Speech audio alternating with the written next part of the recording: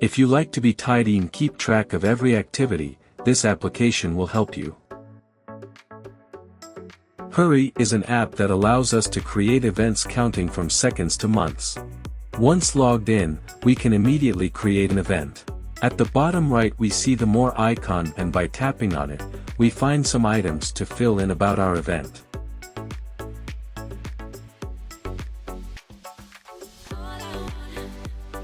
At the top right we can see a calendar icon which will allow us to use the calendar of our cell phone along with the application.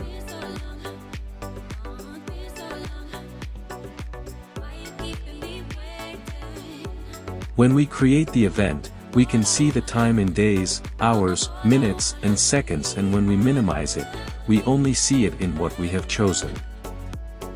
We can slide to the right and there we will find a space to add a note, as well as items to modify the event, the theme, the notifications, or simply delete it.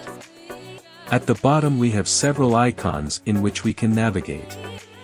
When we go to Discover, we have several options such as searching our calendar for events or events nearby and being able to schedule them. In History, as its name indicates, we can see all the events that we have already made.